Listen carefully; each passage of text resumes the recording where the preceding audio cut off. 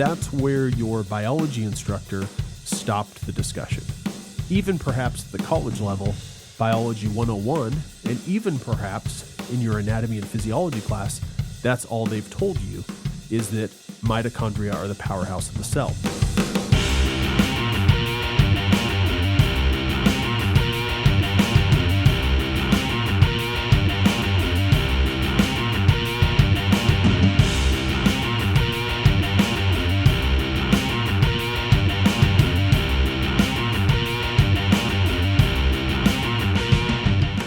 Him we proclaim, warning everyone and teaching everyone with all wisdom, that we may present everyone mature in Christ.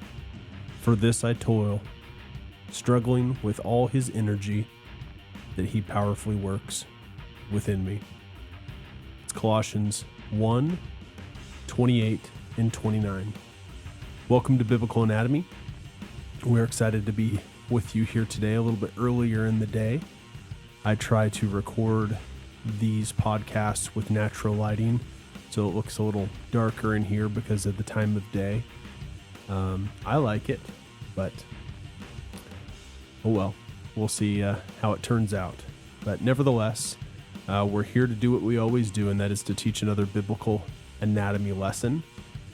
I feel so honored that I get to be the person that does this. No matter who I speak with across the country in terms of anatomy and physiology, I never find that it's taught through a biblical lens.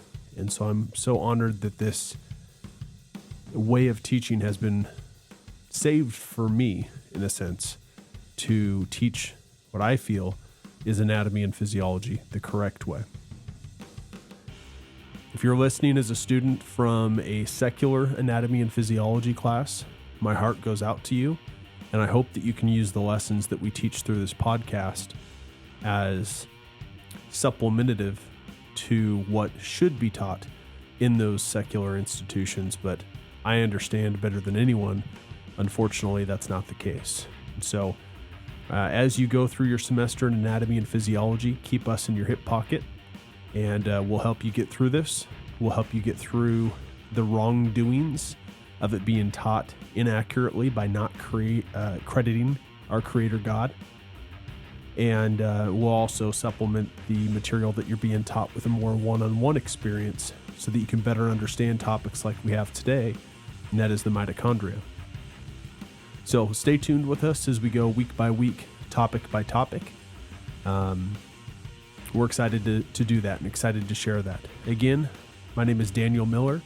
I have 6 years teaching experience with anatomy and physiology and between 8 to 10 years of collegiate experience as a student. So I'm very well versed with things that occur at the university level and the way that I was asked to teach anatomy and physiology, which goes against every fiber of my being. So excited that we get to share this. Please spread the word. We ask for your prayers in spreading this podcast and this message, and with that, spreading our academy in general. For those of you that don't know, we are opening Biblical Anatomy Academy in January, and we're going to be offering full classes. So a step further than just the podcast and a specific topic per episode, we're going to have full semester length courses based on biblical anatomy and physiology teachings. Our first semester this January of 2024, we're going to start with basic anatomy and physiology. And we're going to teach at that level. In each semester, we will be adding one class to our live teachings.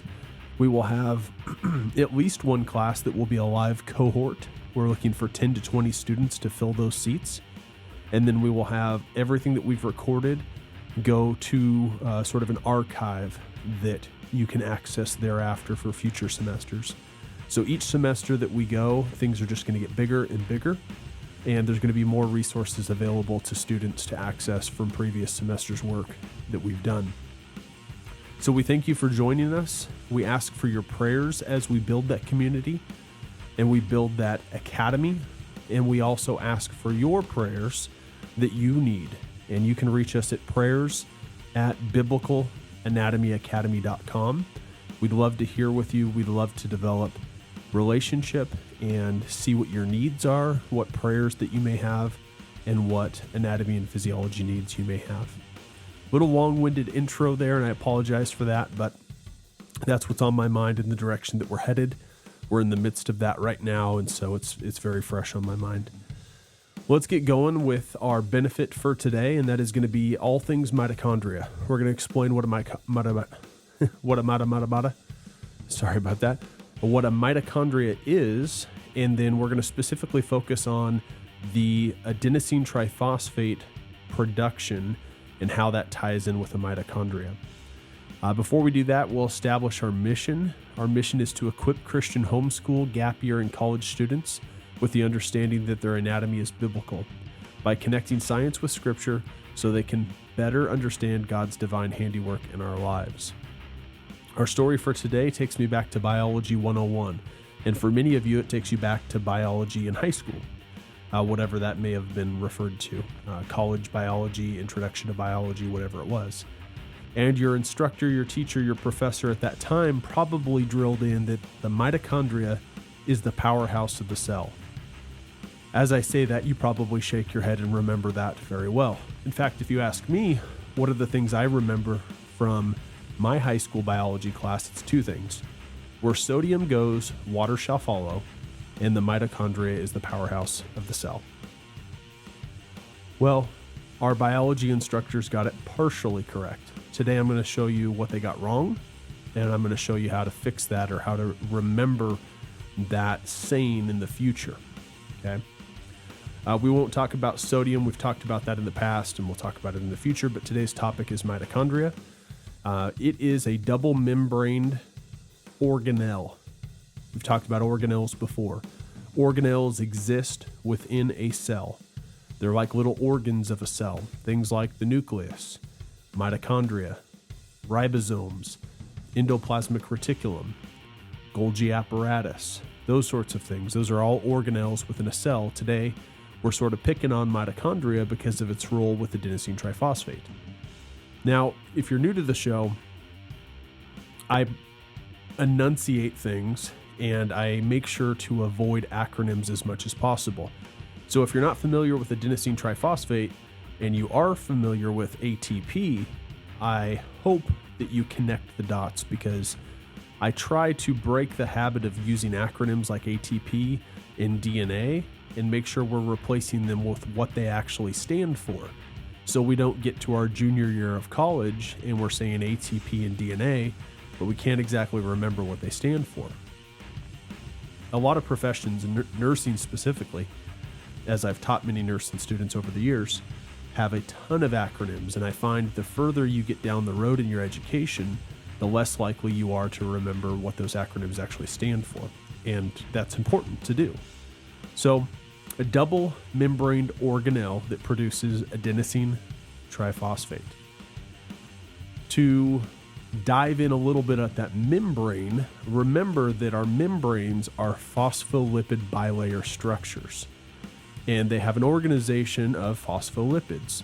What is a phospholipid? Well, we've talked about this before. It's a lipid, which is like a triglyceride, like the fats that you consume on a daily basis. But it has a phosphorus component, or a phosphate component, I should say. And that phosphate component sort of makes it a hybrid, a phospholipid, rather than just a pure lipid. So what that does is give us a unique arrangement and structurability nature with those molecules. And so if you're with me on video, you can look at my hands. And if I were to point fingers together, we'd represent these fingers as tails. Okay, these are the lipid component. And then my hands would be the phosphorus component.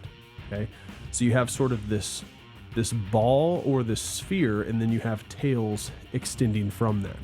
Now, as I hold my hands in front of the camera, I'm sticking out 4 fingers, which is not a very good representation. Each lipid is generally 3 components, and so a better way would be to stick out peace signs and to show 2 fingers, 2 tails, and then the phosphate head. When we link those on top of each other, or side by side, however you see it, we get a membrane that is made of phospholipids. Well, a phospholipid has two poles. The tail pole, the finger pole, is water-fearing or hydrophobic, and the head, the phosphate component, is water-loving or hydrophilic. And so if you were to have one layer, it wouldn't work very well. You'd have one side of the membrane that is repelling water and one side of the membrane that is accepting water. So this is where bilayer comes into play. So if you take two layers and you put them together, which is how I've been representing them on camera, you get a tail-to-tail arrangement. And then your heads, your phosphate ends, your hydrophilic, water-loving sides are going to be able to separate membranes. And now with a bilayer, you can have inside the cell and outside the cell, or intracellular and extracellular. With a mitochondria, this is double membrane, so we have all of that times 2. So what you get is almost a mitochondria inside of a mitochondria. And you have this channel between these two double membranes, or these two bilayers, I should say, that form a double membrane. And what that's used for is something called the electron transport system, which is something we would get into more in advanced anatomy and physiology and some exercise physiology courses. Not for the context of this episode of this podcast or even basic anatomy and physiology, but what we're focused on is inside that inner layer of that double membrane is where adenosine triphosphate comes from. And that's where your biology instructor stopped the discussion. Even perhaps at the college level, Biology 101, and even perhaps in your anatomy and physiology class, that's all they've told you, is that mitochondria are the powerhouse of the cell. Well, I'm here to correct that and tell you that we need to add something to that. We need to say that mitochondria are the aerobic powerhouse of the cell. Then we can be correct. Well, what's aerobic? Many of you probably associate it with exercise. Things like running, cycling, swimming, those sorts of things. What would be the opposite, or not necessarily the opposite, but what would be opposing aerobic? It would be anaerobic. So now we have two classifications of metabolism, and yes, we can produce adenosine triphosphate aerobically and anaerobically.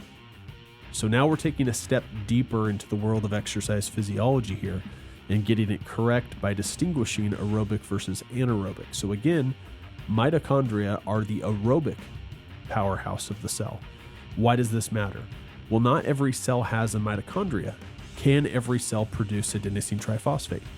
Yes, but it can do so because all cells have a cytoplasm. A cytoplasm is where the anaerobic adenosine triphosphate production occurs.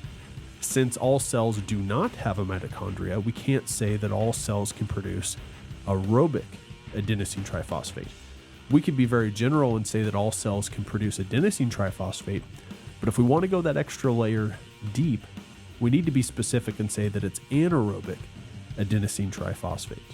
You may have heard terms like glycolysis and the citric acid cycle.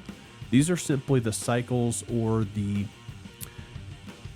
processes that occur in order to yield that adenosine triphosphate.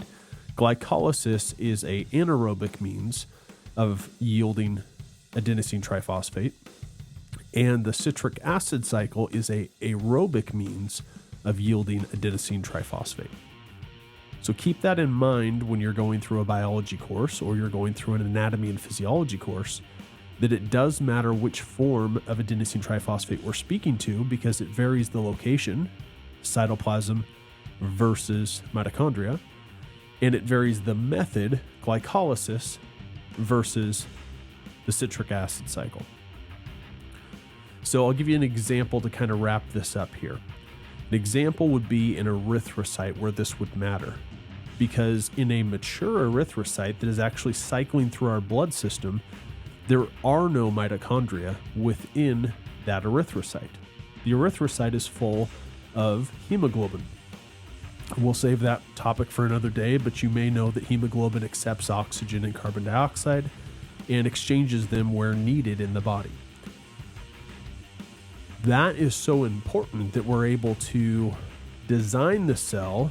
Not we're able to design the cell, but God has designed the cell for us to remove mitochondria from the cell so that we can have more hemoglobin, because it is that important to exchange oxygen and carbon dioxide. So the only way that an erythrocyte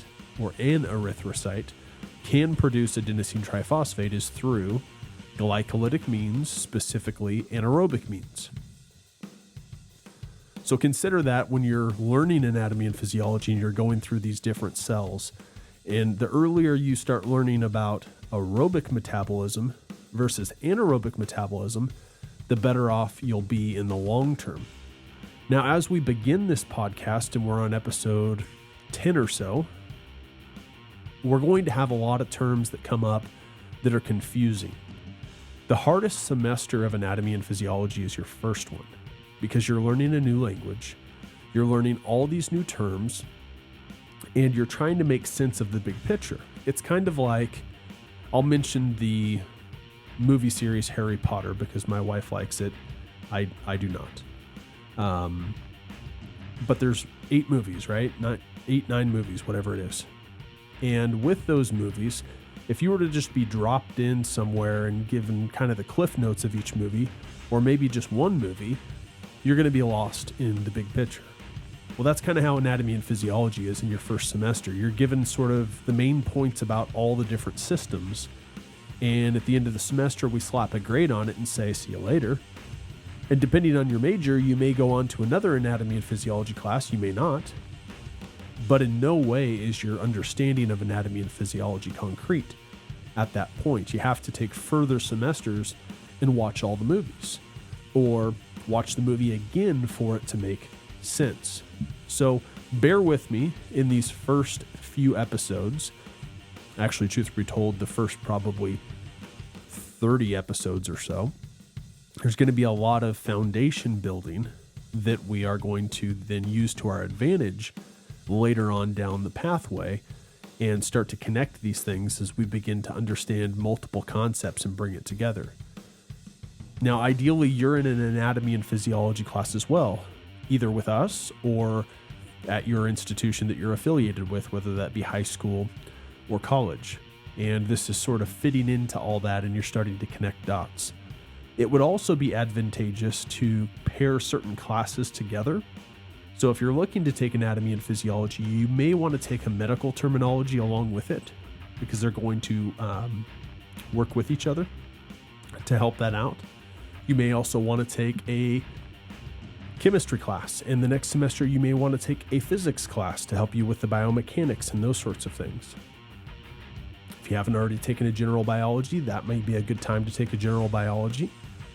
Perhaps an organic chemistry. There's a number of classes that you can take in the same semester so that you're not taking all these different subjects that are sort of different and maybe even completely different. You can get away with taking a higher credit load if you structure your classes in a way that mirror each other and begin to speak to the same sort of topics. Then it doesn't feel like you're taking 18 credits. It feels like you're taking maybe 9 or 12 because they work so well with each other. And so if you're not already in that position, I would suggest you do that. And email us if you're curious what a good pairing of classes would be, and we'd be happy to answer that question for you and help you out. Again, we've mentioned our email earlier in the episode, and our email is also included in the show notes. As a reminder, as we build Biblical Anatomy Academy to launch in January and continue thereafter, we are self-sponsored. We turn off the feature for there to be any paid advertisements in this show, so you can focus specifically on the content and not be interrupted at random intervals. We hope you appreciate that.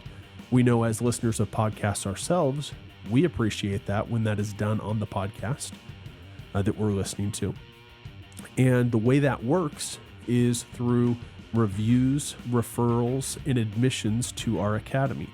We can remain self-sponsored if you're reviewing the podcast, and so we ask you to do that. Please leave us a review on the podcast. We can keep this podcast as being advertisement-free and self-sponsored if you're sharing the podcast, and so we'd ask you to do that as well, to please share the podcast with a son or daughter, brother, sister, friend, whoever this may be of use for. And then hopefully they would share as well, and this message would continue. We can continue providing this advertisement free and remain self-sponsored if we get admissions to the course. And so in that referral process, hopefully we find individuals that are in the need of what we have to offer, anatomy and physiology through a biblical lens, and our admissions will supplement what we're not yielding in terms of income here at the podcast. Depends on how you stack it up, but a podcast can cost many thousands of dollars to run over the course of a year. It's certainly not free for the person that's producing it, even though many times the podcast is free for the user. And so we ask for referrals, we ask for reviews, and we ask for admissions to supplement that so we can keep this going so that it can continue to be a free resource for a high number of people to access and the people that need it most. I mean, think back, if you're not a college student currently, me and you, if we're not college students currently, we can think back to freshman year of college where we certainly didn't have an abundance of money and a free podcast would have been beneficial. So we're trying to keep it that way so that freshmen in college, gap year students, seniors in high school can access this information and access a free resource if that's all they can afford to do. So we do ask for your help with our academy and our sponsorship there. Our take-home message for today is that we have now learned more specifically about the mitochondria, that it is not the powerhouse of the cell, but it is the aerobic powerhouse of the cell. We hope that benefits you as you move through anatomy and physiology. And as we conclude today, let's finish how we always do, and that is with the Lord's Prayer. Pray then like this: Our Father in heaven, hallowed be your name.